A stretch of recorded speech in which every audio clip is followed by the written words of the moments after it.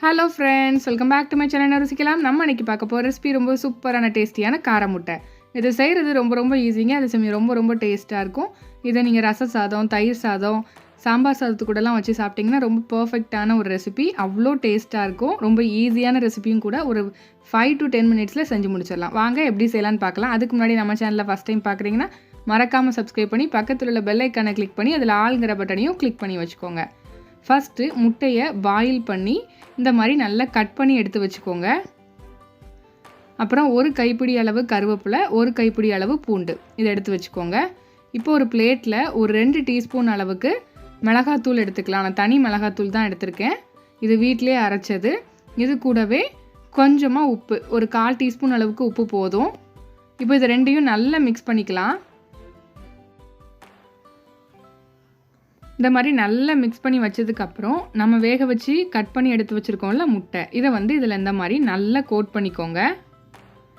தேவைப்பட்டால் இது கூட நீங்கள் கொஞ்சமாக மஞ்சத்தூளும் கரம் மசாலா தூளும் சேர்த்துக்கலாம். அதுவும் டேஸ்ட்டாக இருக்கும். நான் இன்றைக்கி வெறும் மிளகாத்தூள் மட்டும் வச்சு தான் செய்கிறேன். இந்த மாதிரி ஃபுல்லாக எல்லா பக்கமும் படுற மாதிரி நல்லா கோட் பண்ணி எடுத்துக்கோங்க. நீங்கள் கிட்ஸுக்கு செய்கிறதா இருந்தால் காஷ்மீரி மிளகாத்தூள் நீங்கள் யூஸ் பண்ணிக்கலாம். அதுனா கொஞ்சம் காரம் கம்மியாக இருக்கும். கண்டிப்பாக ட்ரை பண்ணி பாருங்கள். இப்போ இது எல்லாத்தையுமே நல்லா மசாலா தடவி எடுத்து வச்சுட்டேன். இப்போ நம்ம செய்ய ஆரம்பிச்சிடலாம். ஒரு பேன் சூட் பண்ணிக்கோங்க. அதில் ஆயில் சேர்த்துக்கலாம். ஒரு 2 டேபிள் ஸ்பூன் அளவுக்கு எண்ணெய் ஊற்றிக்கோங்க. அப்போ தான் ரொம்ப நல்லாயிருக்கும். இந்த ரெசிபிக்கு கொஞ்சம் ஆயில் கூடுதலாக சேர்த்துக்கிட்டிங்கன்னா ரொம்ப நல்லாயிருக்கும். இப்போ இதில் ஒரு கைப்பிடி அளவு பூண்டை சேர்த்துக்கலாம். சேர்த்துட்டு இப்போ இதை நல்லா ஃப்ரை ஆகணும். இது கூடவே ஒரு கைப்பிடி அளவு கருவேப்பிலை, நல்லா ஃப்ரெஷ்ஷான கருவேப்பிலை சேர்த்துக்கோங்க. ரொம்ப நல்லாயிருக்கும். இப்போ இதை நல்லா வறுத்து எடுத்துக்கலாம். நல்லா கிறிஸ்பியாக வரணும். அந்த அளவுக்கு நல்லா வறுத்து எடுத்துக்கோங்க. கருவேப்பிலெலாம் அப்படி மொறுன்னு வரணும். அந்த அளவுக்கு நல்லா வறுத்து எடுத்திங்கன்னா ரொம்ப டேஸ்ட்டாக இருக்கும். பாருங்கள், இப்போ நல்லா வறுபட்டுருச்சு. இப்போ இதை தனியாக எடுத்து வச்சுக்கலாம். இப்போ இதே எண்ணெயில் நம்ம வேக வச்சு மசாலா தடவி வச்சுருக்கோம்ல, அந்த முட்டையை இதில் சேர்த்துக்கலாம். சேர்த்துட்டு நல்லா ஃப்ரை பண்ணி எடுக்கணும். நல்லா கிறிஸ்பியாக ஃப்ரை பண்ணி எடுத்திங்கன்னா சாப்பிட்றதுக்கு ரொம்ப நல்லாயிருக்கும். எல்லா முட்டையுமே இந்த மாதிரி ஃபஸ்ட்டு திருப்பி வச்சுக்கோங்க. ஒரு சைடு நல்லா கிறிஸ்பியாக வந்ததும் அதுக்கப்புறம் இன்னொரு சைடையும் நம்ம நல்லா ஃப்ரை பண்ணி எடுத்துக்க போகிறோம்.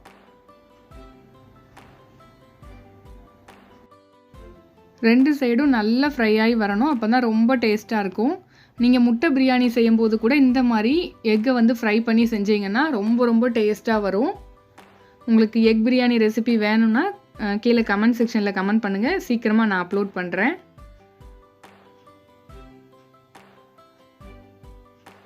பாருங்கள், இப்போ ஒரு சைடு நல்லா கிறிஸ்பியாக வெந்துருச்சு. இப்போ இன்னொரு சைடையும் நல்லா ஃப்ரை பண்ணி எடுத்துக்கலாம். அதனால் இந்த மாதிரி ஒரு ஸ்பூன் வச்சு கரண்டி வச்சு இந்த மாதிரி திருப்பினீங்கன்னா உங்களுக்கு ஈஸியாக இருக்கும். அவ்வளோதான். இப்போ எல்லா சைடும் திருப்பி போட்டாச்சு. இப்போ நல்லா இந்த சைடும் ஃப்ரை ஆகட்டும்.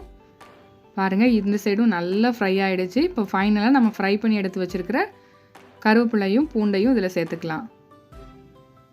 சேர்த்துட்டு லைட்டாக ஒரு மிக்ஸ் பண்ணிக்கோங்க. அவ்வளோதான். சூப்பரான டேஸ்டான காரசாரமான காரமுட்டை ரெடி ஆகிட்டு ரொம்ப டேஸ்ட்டாக இருக்கும். கண்டிப்பாக ட்ரை பண்ணி பாருங்கள். இந்த சூப்பரான காரமுட்டை ரெசிபி உங்களுக்கு பிடிச்சிருந்துச்சுன்னா லைக் பண்ணி, ஷேர் பண்ணி, கமெண்ட் பண்ணிக்கோங்க. இதே மாதிரி ஒரு இன்ட்ரெஸ்டிங்கான ரெசிபியோட உங்களை மீட் பண்ணுறேன். அதுக்கு மறக்காமல் நம்ம சேனலை சப்ஸ்கிரைப் பண்ணிக்கோங்க. அப்போ தான் நம்மளோட ஃப்யூச்சர் ரெசிபிஸ் எல்லாம் உங்களை தேடி வரும். Thank you friends.